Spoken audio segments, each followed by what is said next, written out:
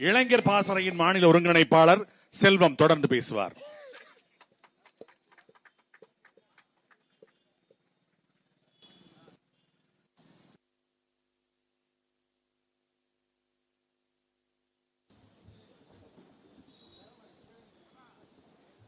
தாய் தமிழ் உறவுகளுக்கு ஒரு பணிவான வேண்டுகோள். நமது களப்போராளிகள் உண்டியல் ஏந்தி வருகிறார்கள் உங்களிடம். இந்த கூட்டம் நிறைவு பெற்ற பிறகு தம்பி தேசுங்க அவர்களை காப்பாற்ற வேண்டுமானால் நீங்கள் பெருவாரியாக நிதி வாரி வழங்க வேண்டுமாய் கேட்டுக்கொள்கிறோம்.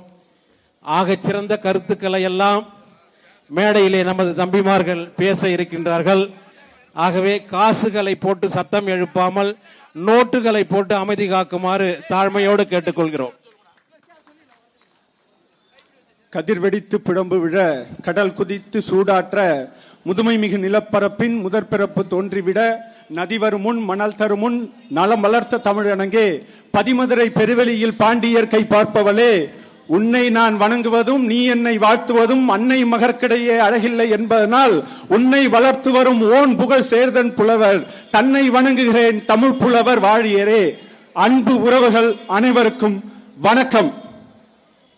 இந்த நாடு விடுதலை பெற்று கிட்டத்தட்ட 78 ஆண்டுகளை கடந்த பின்னும் இந்த நாட்டில் உள்ள மக்கள் தொகையில் யார் எவ்வளவு விழுக்காடு இருக்கிறார்கள் என்று அறியாமலே இந்த நாட்டின் ஆட்சியாளர்கள் நம்மை ஆண்டு கொண்டிருக்கிறார்கள் என்றால் அது எவ்வளவு பெரிய கேவலம் என்று சிந்தித்து பார்க்க வேண்டும்.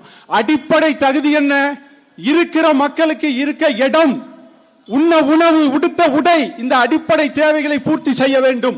அதற்கு இந்த நாட்டில் உள்ள மக்களின் எண்ணிக்கை என்ன, அவர்களுடைய சமூக பொருளாதார கல்வி பின்புலம் என்ன, இதை தெரிந்தால்தான் ஒரு ஆட்சியாளன், ஒரு தலைவன் சரியாக அதை நிர்வகிக்க முடியும்.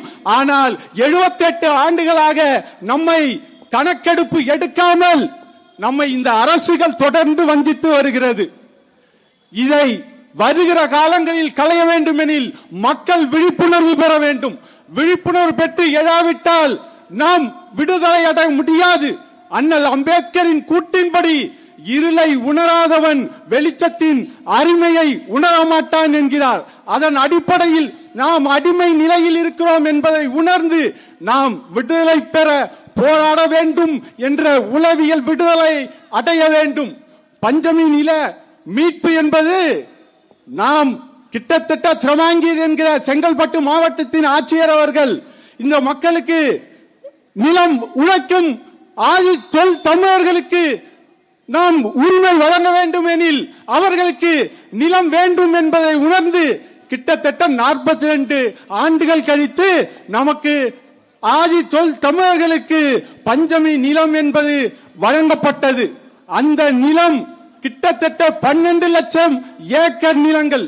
இன்று கிட்டத்தட்ட ஆதி தமிழர்களின் உரிமைகள் மீட்கப்பட வேண்டும் எனில் நமக்கு அந்த 12 லட்சம் ஏக்கர் நிலங்களை கைப்பற்றினாலே நாம் விடுதலை பெற்று சுதந்திரமாக வாழ முடியும் என்கிற உணர்வு நமக்குள் வர வேண்டும்.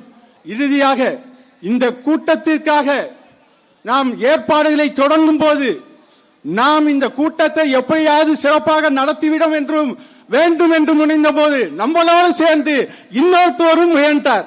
அவர் இந்த மாவட்டத்தின் துணை கண்காணிப்பாளர் அசோகன் அவர்கள். அவர் எப்படி முயன்றார் என்றால் இந்த கூட்டத்தை எப்படியாவது தடுத்துவிட வேண்டும் என்பதில் முனைப்பாக கண்ணும் கருத்துமாக செயல்பட்டார். ஒரு திமுக மாவட்ட செயலாளர் எப்படி செயல்படுவாரோ அதற்கு கிஞ்சித்தும் குறைவில்லாமல் இந்த மாவட்டத்தின் துணை கண்காணிப்பாளர் அசோகன் அவர்கள் செயல்பட்டார். நம் உறவுகள் திருப்பதி கிராமத்தை சேர்ந்த அண்ணன் அருள் அவர்கள் தன் சொந்த செலவில் 60,000 பணத்தை செலவு பண்ணி தங்களுடைய கிராமத்தின் ஏரிக்கரையை சீர் செய்தார். அதை திருப்பதி கிராமத்தின் தலைவர் கருணாநிதி என்பவர் அதை பொறுக்க முடியாமல் அவரை தாக்கினார். நாங்கள் புகார் கொடுப்பதற்காக காவல் நிலையம் சென்றபோது யார் பாதிக்கப்பட்டோமோ அவர் மீது வன்கொடுமை தடுப்பு சட்ட வழக்கு பதிவு செய்யப்பட்டது. மக்களுக்காக யார் ஒருவர் போராடுறானோ அவன் மீது வன்கொடுமை தடுப்பு சட்டம். மாறாக எவன் இந்த நிலத்தின் வளத்தை கொள்ளையடிக்கிறானோ அவன் பாதுகாப்பாக இந்த நாட்டில் வாழ்கிறான். இந்த தலைகீழ் மாற்றம் தேவை. உழைக்கிற மக்களின் கையில் அதிகாரமும் உண்டு கொழுக்கிறவனை வீழ்த்தவும் நாம் முனையாட விட்டால் நாம் விடுதலை சாத்தியம் இல்லை. அதனால் அந்த மாவட்டத்தின் துணை கண்காணிப்பாளர் ஏனென்றால் வன்கொடுமை தடுப்பு சட்டம் பதிவு செய்ய வேண்டும் எனில் மாவட்ட துணை கண்காணிப்பாளருடைய அனுமதி இல்லாமல் பதிவு செய்ய முடியாது என்பது விதி. அவர் சொல்கிறார், ஒரு பொய் வழக்கை பொழிந்துவிட்டு நானே நேரடியாக விசாரித்தேன், வன்கொடுமை நடந்தது உண்மை என்று பதிவு செய்கிறார். உண்மையாகவே ஆதி தொழில் தமிழர்கள் வன்கொடுமையால் பாதிக்கப்படும் போது அவர்கள் பாதுகாக்கப்பட்டிருக்கிறார்கள் அதிகார வர்க்கத்தால்.